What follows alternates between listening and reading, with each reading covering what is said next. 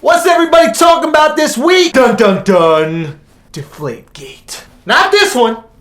This one. A Brazilian model named Andressa Urach, who claims to have slept with Cristiano Ronaldo, was rushed to the hospital because her thigh and booty implants started eating her legs.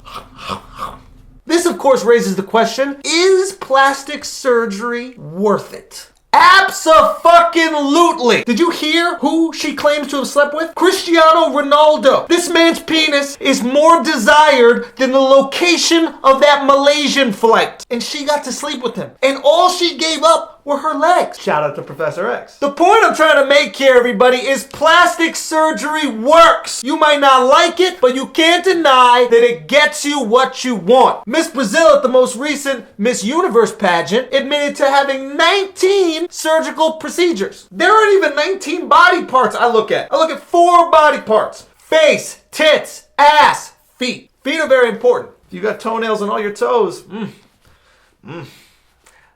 Apparently, not everybody at the Miss Universe pageant is okay with plastic surgery. Miss USA said, "How can you really be proud of your body if it's not you?" Well, let me tell you something, Miss USA. That's easy for you to say when you've got naturally beautiful hair. Oh, those are extensions? Oh, well, at least you have that naturally golden brown skin. Oh, that's a spray tan. Well, you have those naturally beautiful teeth. Oh, you had braces. Oh, and you got them whitened. You got gorgeous eyelashes. Oh, you put on fake eyelashes? Oh, all right.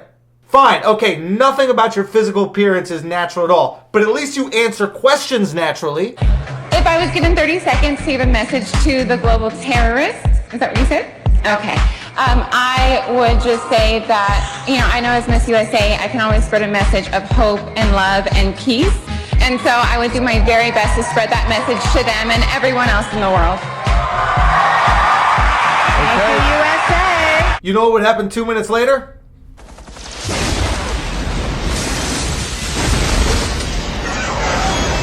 Alright, maybe that's not fair. After all, it's a beauty contest. They don't need to answer complex questions. They need to do 2 things. Be beautiful and walk.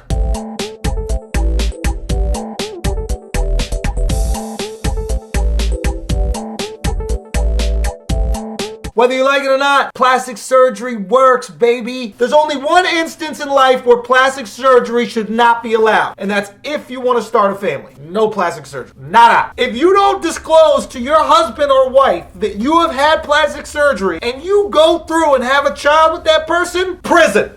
Why?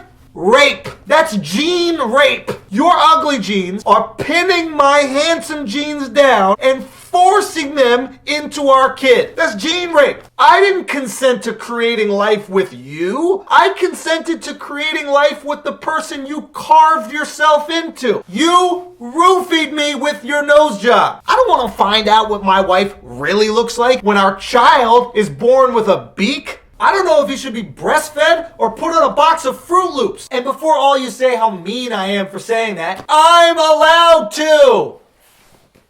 Nose! I get it, guys. I have a big nose. I get it. No! What else? A former New York Knick was recently popped for soliciting a prostitute. Who was it? I know you're thinking it's JR. Was it JR?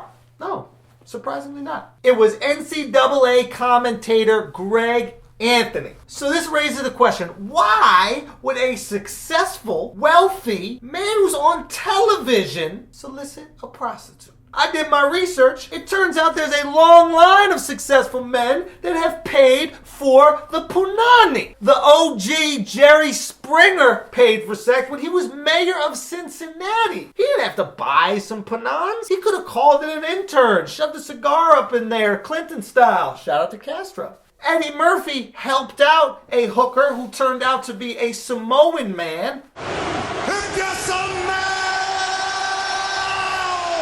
What the Rock is cooking! If there's one group of people that you could tell the difference between the men and the women, Samoans. That difference is about 200 pounds. R&B singer D'Angelo even bought himself some sex. Granted, this was not old D'Angelo with the 8-minute abs. This was new D'Angelo who looks a lot like Old Dirty Bastard. Now, what do all these people have in common? They could have gotten laid on their own. So why would these successful men pay for sex. I'll tell you why. Because there's no time to chase a dream while you're chasing pussy. I'll say it again. No time to chase a dream while you're chasing pussy. Whores are good time management. Thanks to Steve Harvey, the original king of comedy, now the king of cock blocking, it takes 90 days to sleep with a woman.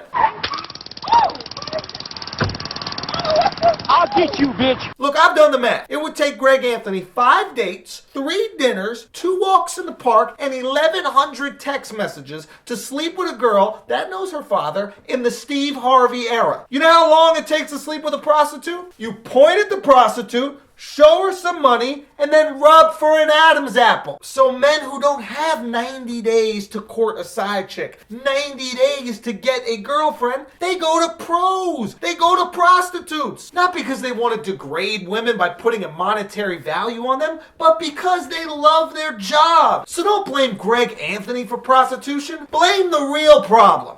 Steve Harvey.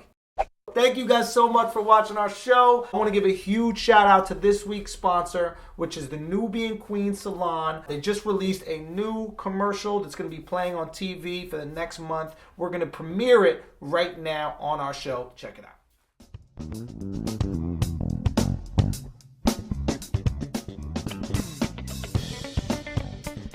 On a recent trip to Saudi Arabia, the First Lady Michelle Obama refused to wear a headscarf.